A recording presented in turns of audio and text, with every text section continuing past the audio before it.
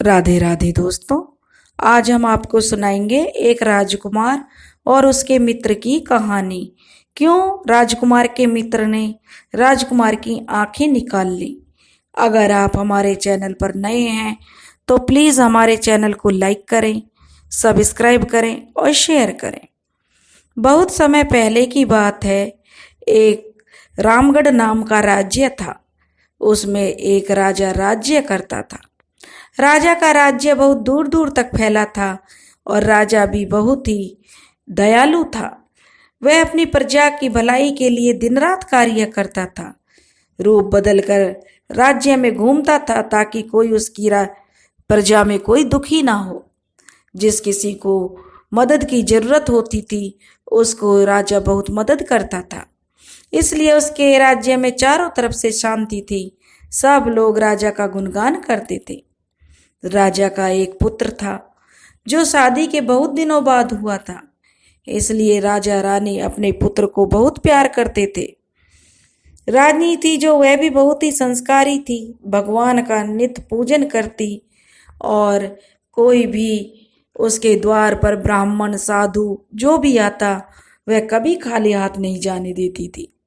द्वार पर आए हुए भिक्षुक को वह भोजन कराती और दान देकर उसे विदा करती थी। एक दिन जो राजा का मंत्री था वह मंत्री राजा से बहुत जलन रखता था। वह ऊपर से तो यह दिखाता था कि उसे राज्य की और राजा की कितनी चिंता है, लेकिन हमेशा वह मौके की तलाश में रहता था कि कब उसे मौका मिल जाए और वह राजा के साथ गद्दारी करे और इस राज्य को हड़प ले।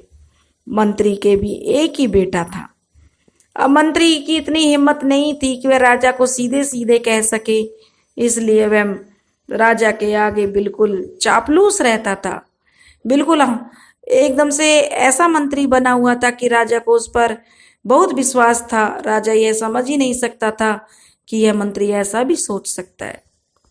राजा का जो मंत्री था और राजा का जो पुत्र था दोनों हम उम्र थे। दोनों साथ पढ़ते साथ खेलते, तो दोनों में गहरी मित्रता थी। राजकुमार जो था वह भी अपने माता पिता के संस्कार उसमें थे, लेकिन जो मंत्री का पुत्र था उसके मन में मंत्री ने डाल दिया था कि यह तो राजकुमार है, लेकिन तुम्हें राजकुमार बनना है। जैसे ही मौका मिलेगा इस राजकुमार को मार देंगे और मेरा पुत्र गद्दी संभालेगा। इसलिए जो राजकुमार का मित्र था वह भी मन में बहुत पाप रखता था। राजकुमार को इस चीज का पता नहीं था। अब धीरे धीरे दोनों बच्चे बड़े होने लगे। जब वे कुछ बड़े हो गए तो एक दिन मंत्री का बेटा, जो कि बहुत ही जलन रखता था लेकिन कह नहीं पाता था, उसने सोचा कि उसके अंदर तो लालच आ गया था राजकुमार बनने का। तो उसने सोचा क्यों ना मैं इस राजकुमार को कहीं ले जाकर मार दूं। इसलिए उसने अपने मित्र राजकुमार के आगे बहुत ही भोला बनते हुए कहा, राजकुमार चलो कहीं दूसरे राज्य में कहीं घूम कर आते हैं, देश भ्रमण करते हैं। राजकुमार कहने लगे कि मित्र, मन तो मेरा भी बहुत है कि देश का भ्रमण करा जाए, देश घूम के आए, लेकिन मेरे पिताजी मुझे आज्ञा नहीं देंगे। तब मित्र जो उसका मंत्री का पुत्र था वह कहने लगा, नहीं मित्र, मैं भी बोलूंगा, तुम अकेले थोड़ी जा रहे हो, मैं भी तो तुम्हारे साथ जाऊंगा, इसलिए राजा साहब आपको आज्ञा दे देंगे। जब दोनों मित्र दरबार लगा हुआ था वहां गए तो राजा साहब बैठे हुए थे। दोनों ने हाथ जोड़कर प्रणाम किया। मंत्री भी राज दरबार में बैठा हुआ था। तो राजकुमार ने अपने पिता से कहा, पिताजी हम दोनों मित्र देश भ्रमण पर जाना चाहते हैं, इसलिए आपकी आज्ञा चाहते हैं। यह सुनकर राजा बड़ा खुश हुआ। वह कहने लगा, बेटा, राजकुमार को तो यह सब चीजें पता होना चाहिए कि उसका राज्य कहाँ तक फैला हुआ है, उसकी प्रजा में कौन सुखी है कौन दुखी है, तभी आगे जाके वह एक अच्छा राजा बनता है। इसलिए तुम देश भ्रमण पर जाओ और समाज के तौर तरीकों को सीखो और देखो दुनिया में क्या चल रहा है। अब मंत्री और उसका बेटा तो यही चाहते थे। मंत्री ने भी राजा की हाँ में हाँ मिलाई और राजकुमार को जाने की आज्ञा मिल गई। अब मंत्री का बेटा और राजकुमार जो थोड़ा बहुत धन अपने खर्चे के लिए लेकर चल दिए। चलते चलते चलते चलते वो एक जंगल में पहुंच गए। जंगल में पहुंच गए, लेकिन मंत्री के बेटे के अंदर तो बहुत कपट फैला हुआ था। सीधे तो वह राजा के राजकुमार को मार नहीं सकता था, इसलिए वह अपनी योजना बनाने लगा। अब चलते चलते जब वो वन में पहुंच गए, जंगल था काफी ज्यादा, तो वहां गांव आसपास नहीं दिखाई दे रहा था, बहुत दूर दूर तक कोई गांव नहीं था। तब राजकुमार कहने लगा कि मित्र, आज हम थक गए हैं, इसलिए यहीं पर डेरा डालेंगे। और एक पेड़, मजबूत सा जो पेड़ था, घना भारी था, उसकी छाया भी गहरी थी, उसी पेड़ पर चढ़कर दोनों ने रात बिताई। अगले दिन सुबह फिर दोनों चल दिए, लेकिन राजकुमार तो अपनी धुन में था। उसे तो कभी ज्ञान ही नहीं था कि उसके साथ क्या योजना चली जाएगी। वह तो मंत्री के पुत्र पर आंख मूंद कर विश्वास करता था। अब दोनों चलते चलते एक गांव में पहुंच गए। दोनों को भूख प्यास भी बहुत लगी हुई थी। तो राजकुमार ने कहा, जो उसका मित्र था मंत्री का पुत्र, उससे कहने लगा कि ये कुछ मोहरे ले जाओ और खाने पीने का इंतजाम करके आओ। मंत्री का लड़का कहने लगा, ठीक है राजकुमार। गांव से निकल के फिर वे एक जंगल में आ गई। वहां पर एक बहुत ही बड़ा पेड़ था। उस पेड़ की छांव में राजकुमार बैठ गया। पास में ही एक तालाब था और काफी सारा मैदान खुला था। उन लोगों को वह जगह सही लगी। वह कहने लगे कि आज का डेरा हम यहीं पर डालेंगे। मंत्री का पुत्र तो बड़ा खुश था कि चलो गांव से बाहर आ गए, मुझे अपना काम करने में कोई दिक्कत नहीं होगी। अब मंत्री का पुत्र खाने पीने का इंतजाम करने के लिए चला गया और राजा का पुत्र उस पेड़ के नीचे बैठकर आराम करने लगा। जब मंत्री का पुत्र बाजार में गया तो उसने अपना पेट भर के खाना खाया, जो भी उसे पसंद था वो सब चीज खाई। और राजकुमार के लिए उसने सत्तू खरीद लिया और सत्तू लेकर चल दिया। जब वह राजकुमार के पास पहुंचा तो राजकुमार को बहुत भूख लगी हुई थी। थका हुआ था राजकुमार, तो सुकोमल था, उसमें इतनी ताकत कहाँ थी कि वह भूख प्यास सहन कर सके। तो राजकुमार ने उसे देखते ही खुश होते हुए कहा, मित्र, खाने के लिए कुछ लेकर आए? तो मंत्री का पुत्र कहने लगा, मित्र, मैं तो वहीं खाया आया हूं, लेकिन यहाँ खाने का कोई सामान नहीं मिलता है। ये सत्तू मिला है, मैं यही ले आया हूं। राजकुमार ने कहा, कोई बात नहीं मित्र, तुमने तो पूरी कोशिश की ना। अगर नहीं मिला है तो कोई नहीं, मैं इसी से काम चला लूंगा। पास में तालाब था, उसमें से वो पानी लेकर आए और सत्तू को पानी में घोट कर राजकुमार पी गया, क्योंकि भूख थी।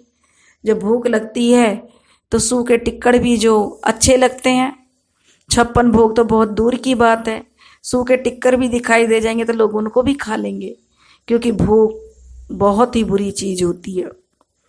इसलिए उस बेचारे ने, राजकुमार ने, जिसने आज तक 56 प्रकार के भोग खाए थे, आज उसने सत्तू को पानी में मिलाकर पी लिया। अब वह थका हारा था और उसे पीकर नींद के पेड़ के नीचे सो गया और उसे बहुत जोरों से नींद आ गई। जब वह सो गया तो मंत्री के पुत्र के मन में तो कपट चल रहा था। वह उसके सोने का इंतजार करने लगा। जब राजा का पुत्र गहरी नींद में चला गया तो जो मंत्री का पुत्र था उसने उसको जो गला दबाकर उसकी हत्या करनी चाहिए, लेकिन जैसे ही उसने उसका गला दबाया, उसकी हत्या करनी चाहिए, राजकुमार मरा नहीं, वह बेहोश हो गया।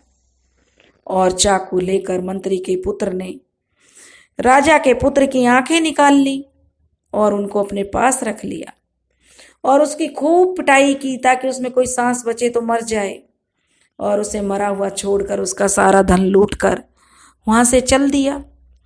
अब मंत्री का जो राजा का पुत्र था वह बेचारा बेहोश पड़ा हुआ जंगल में रह गया।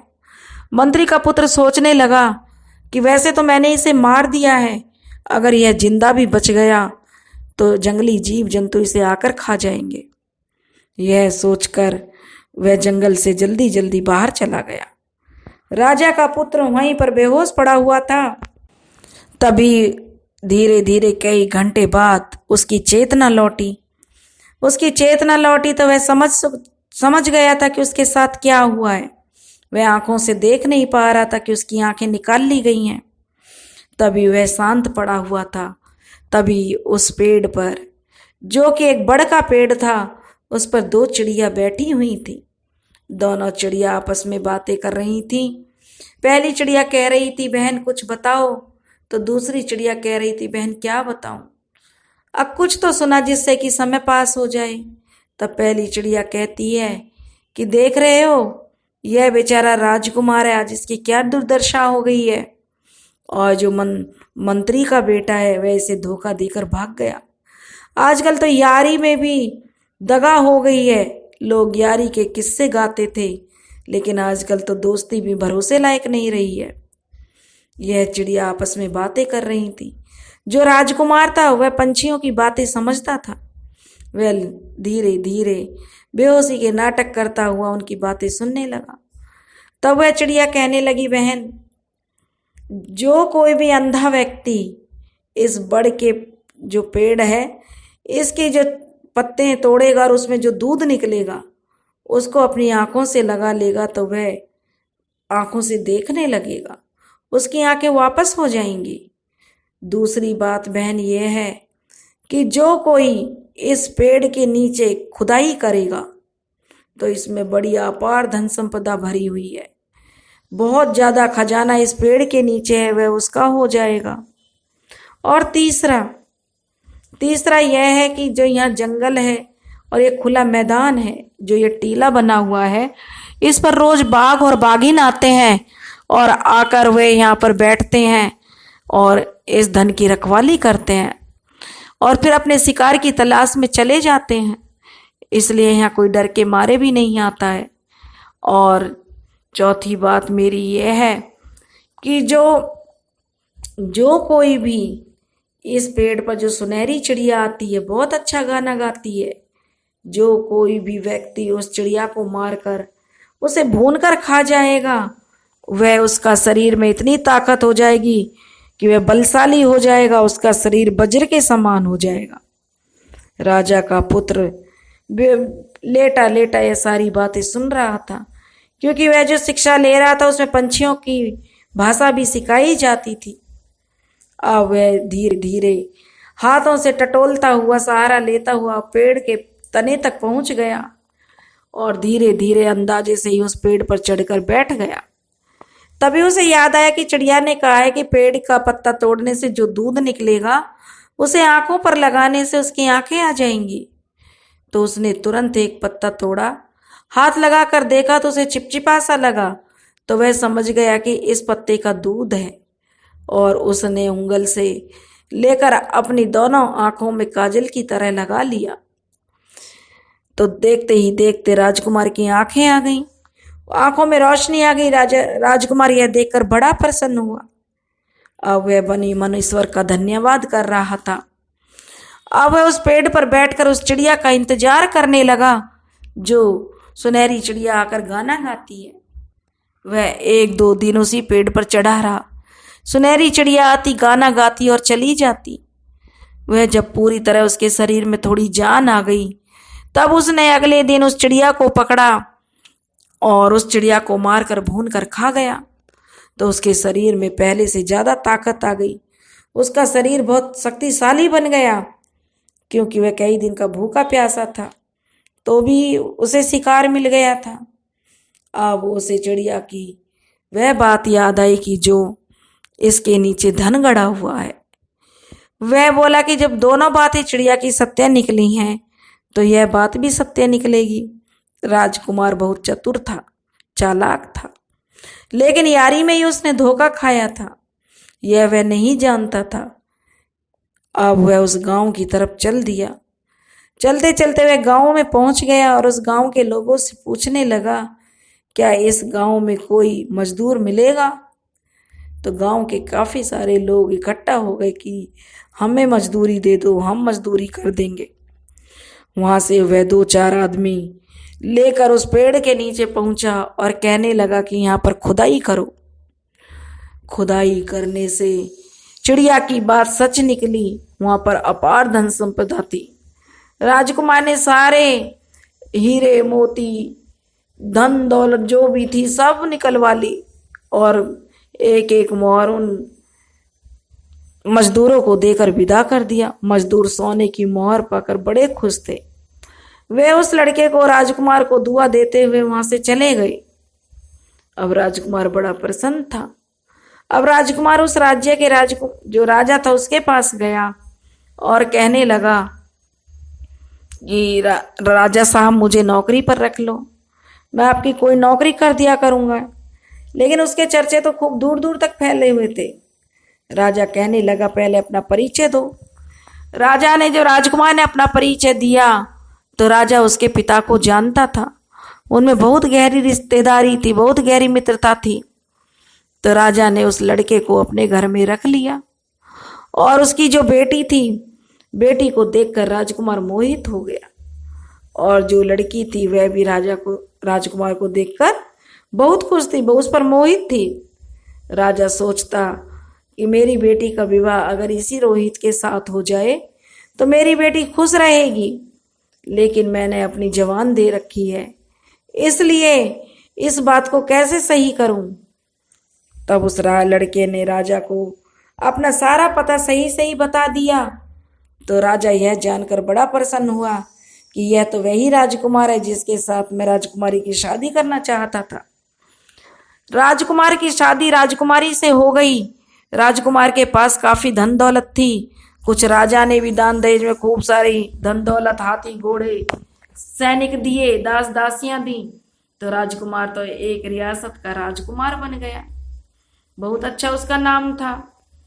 अब राजकुमार को याद आने लगा कि उसके मित्र ने उसके साथ कैसे धोखा किया है।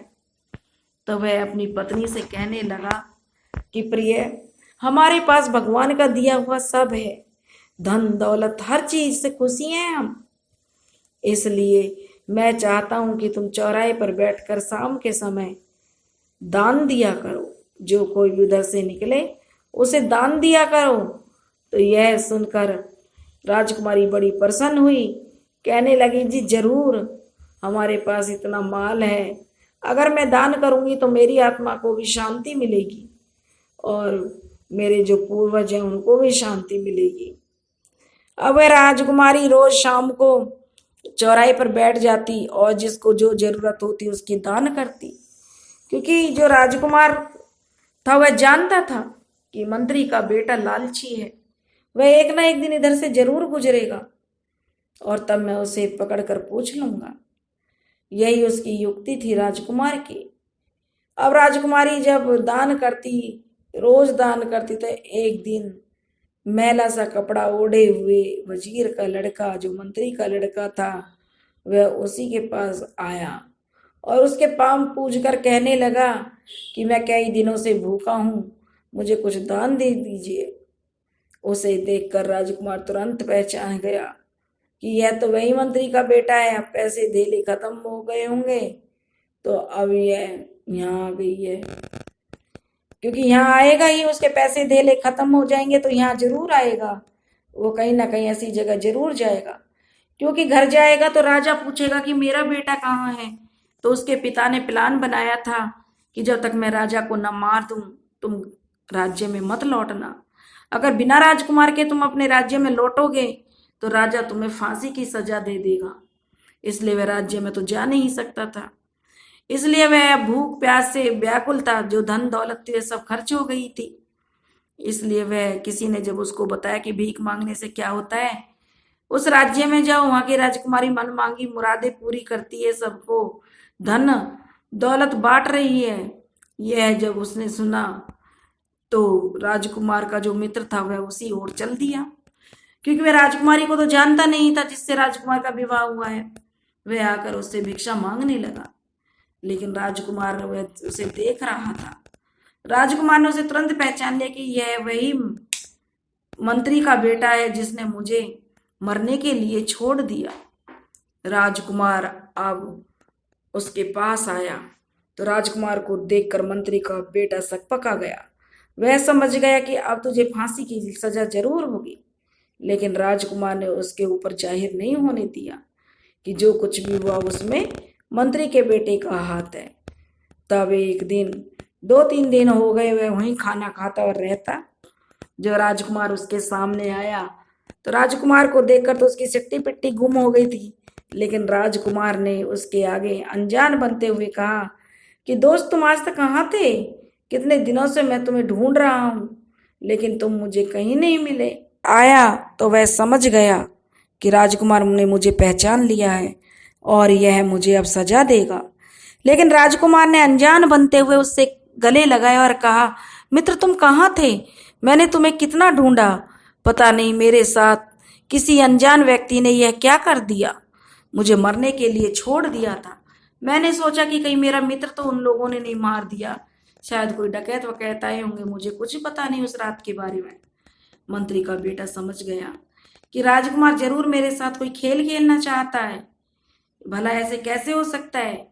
तब वह कहने लगा, राजकुमार के पैरों में लौट गया, राजकुमार मुझे माफ कर दो, मेरे से गलती हो गई, क्योंकि यही एक तरीका उसके पास बचा था। राजकुमार कहने लगा, अरे दोस्त, तुम्हें किस लिए माफ कर दूं? तुम्हारी वजह से तो आज मैं एक राजा बन गया हूं, मेरा राज्य बस गया है। तब मंत्री का पुत्र कहने लगा, ये क्या कह रहे हो राजकुमार? तब वह कहने लगा कि जिस जंगल में हम रुके थे वहीं पर एक बाघ बाघनी रहते हैं, और सुबह में वो शिकार के लिए चले जाते हैं, रात को वहीं पर रहते हैं। और जब मैं बेहोश पड़ा हुआ था तो दो चिड़ियाएं आपस में बातें कर रही थीं, और उन चिड़ियाओं की सारी बातें मैंने सुन ली। वे चिड़िया कह रही थीं कि इस पेड़ का जो पत्ता तोड़कर इसका दूध आंखों में लगाएगा, उसकी नजर हमेशा के लिए बढ़िया हो जाएगी, वह कभी अंधेपन का शिकार नहीं होगा। दूसरे उन्होंने यह बताया कि जो यह पेड़ है, इस पर एक चिड़िया आकर बैठती है और वह बहुत अच्छा गाना गाती है। मैंने 1-2 दिन उसका इंतजार किया। सुनहरी चिड़िया आई, उसने गाना गाया और मैं उसे मारकर खा गया, जिससे मैं बहुत बलशाली हो गया, मेरा शरीर वज्र के समान हो गया। तीसरा उन्होंने बताया कि जो यह पेड़ है, इसकी खोखल में बहुत सारा धन दबा हुआ है। तब मैं गांव में गया और कुछ मजदूर लेकर उसकी खुदाई की। वहाँ खुदाई में मुझे बहुत ही वैभव, धन दौलत, ऐश्वर्या, सब चीज की प्राप्ति हुई। लेकिन अब तुम बताओ, तुम्हारी यह हालत कैसे हुई? राजकुमार ने मंत्री के पुत्र की तरफ देखा तो वह घबरा गया और अपनी बात छिपाते हुए कहने लगा, मित्र, जब वे लोग तुम्हें मार रहे थे तो मैंने देख लिया, लेकिन मैं डर के मारे वहां से निकल लिया। यह बात कहकर उसने सोचा कि राजकुमार को तो कुछ पता ही नहीं है, तो इसलिए कुछ कहकर तो सहानुभूति लूट ही ली जाए। और जब राजकुमार मन ही मन मुस्कुराया कि क्या झूठ बोल रहा है, तब वह राजकुमार कहने लगा, अच्छा ठीक है, तो तुम मेरे पास रहो जब तक दिल करे रहो। लेकिन उसके मन में तो लालच आ चुका था। वह कहने लगा, नहीं राजकुमार, मैंने तुम्हारे साथ जो कुछ किया बहुत बुरा किया। कोई डाकू नहीं आए थे, मैंने ही तुम्हें मारा था, तुम्हारी आंखें निकालनी थी। राजकुमार तो उसके मुंह से ही सुनना चाहता था। अब जो कहने लगा कि राजकुमार, इसका एक ही तरीका है, तुम भी मेरी आंखें निकालो और मुझे मारकर उस पेड़ के पास घेर दो, ताकि मैं भी तुम्हारी तरह धनवान बन सकूं। मित्र, मैं तुम्हारा मित्र हूं। अब राजकुमार कहने लगा कि ठीक है। राजकुमार तो जानता था कि इसके मन में कितना पाप था, लेकिन यह सही तरह से रास्ते पर नहीं आएगा, इसको रास्ते पर लाना पड़ता है। उसके बाद राजकुमार के सैनिक आए और उसे जंगल में ले गए और जाकर उसकी मार पिटाई की और आंखें निकाल कर छोड़ दिया। अब वह तो बड़ा लाचार था कि क्या करें। दुख में तो भगवान भी साथ देते हैं, लेकिन उसने तो मन मार के जो है भगवान की कृपा चाहिए, लेकिन भगवान कैसे कृपा कर सकते हैं। उसको मार दिया। शाम को जो बाघनी आए तो कहने लगे, कहीं से मनुष्य किसी गंधारिया शिकार भी नहीं मिला था, उनको भूखे प्यासे थे। तो उन्हें वह वजीर का लड़का, जो मंत्री का लड़का था, दिखाई दे गया। उन्होंने उस लड़के को मारकर खा गए। जब वे उसे मारकर खा गए तो देवांशी नीचे उतरी। जो राजकुमारी थी वह नीचे महल से आई और कहने लगी, महाराज, यह आपने क्या किया? आपका मित्र कहाँ है? तब वह कहने लगा कि हे वेदानी, हे राजकुमारी, वह राजकुमार तो अब इस दुनिया में नहीं है, और राजकुमारी को पूरी कहानी राजकुमार ने बताई। अब राजकुमारी ने कहा, अच्छा ऐसी बात है? कहा। तब राजकुमार कहने लगा कि जब राजकुमार कहने लगा कि इसके मंत्री के पुत्र ने मेरे साथ ऐसा किया है तो जरूर मेरे माता पिता भी किसी खतरे में होंगे। राजकुमार ने अपने ससुर यानी जो राजा था, लड़की का पिता, उससे आज्ञा ली कि अब यहाँ रहते हुए काफी दिन हो गए हैं, मुझे मेरे माता पिता की याद आ रही है। अब वे बुढ़ापे में हैं, मुझे उनकी सेवा करनी है, अपना राज्य भी संभालना है। तो लड़की के पिता ने खुशी खुशी उनको जाने की इजाजत दे दी।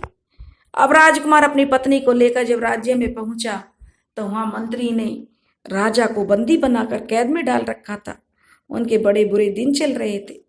लेकिन राजकुमार के जाते ही मंत्री ने पूछा, मेरा बेटा कहाँ है? तो उसने कहा कि पहले मेरे माता पिता को छोड़ो तो मैं तुम्हारे बेटे के बारे में बताऊंगा। तुम्हारा बेटा मेरी कैद में है, मैं उसे जीवित नहीं रखूंगा। और जो सेना आई थी, मंत्री के साथ भी सैनिक मिले हुए थे, उनके साथ युद्ध करके राजकुमार ने अपने माता पिता को छुड़ा लिया और जो मंत्री था उसको बंदी बना दिया। बंदी बनाकर वह रोने लगा, गिड़गिड़ाने लगा और कहने लगा कि मेरा पुत्र कहाँ है? तो राजकुमार ने अपनी सारी कहानी उस मंत्री को बता दी कि कैसे तुम्हारे पुत्र ने मेरे साथ छल किया और मेरी आंखें निकाल ली थी, और भगवान की कृपा से मुझे आंखें भी मिली और धन दौलत भी मिला। तुम्हारा पुत्र लालच में आकर वही करने गया जो मेरे साथ इत्तेफाक से हुआ, जानबूझकर हुआ, जो तुम्हारे बेटे ने किया, लेकिन मैं अनजान था। लेकिन तुम्हारे बेटे ने जानबूझकर कराया, इसलिए शेर और शेरनी उसे खा गए और उसकी अस्थियां बची हैं, वो मैं लेकर आया हूँ, आप उसका अंतिम संस्कार कर सकते हो। यह सुनकर मंत्री अपना माथा पकड़कर रोने लगा, कहने लगा, जिस बेटे के लिए मैंने गद्दारी की, जब वही बेटा इस दुनिया में नहीं है तो मैं जीकर क्या करूंगा। राजा भी कहने लगा, इस मंत्री को कठोर से कठोर सजा दी जानी चाहिए, इसने जिस थाली में खाया उसमें ही छेद किया। मंत्री तो कहने लगा कि मुझे तो वैसे भी नहीं जीना है, जब मेरा पुत्र ही नहीं रहा तो मैं जीकर क्या करूंगा। तो राजकुमार कहने लगा कि मंत्री ने बहुत बुरा कर्म किया है, इसको सजा तो मिलनी चाहिए, लेकिन हम इसे मौत की सजा नहीं देंगे। हम इसे सजा देंगे, इसको देश निकाला देंगे, ताकि जब तक यह जीवित रहेगा अपने पुत्र के गम में पल पल मरता रहेगा। हर वक्त इसको चैन नहीं मिलेगा।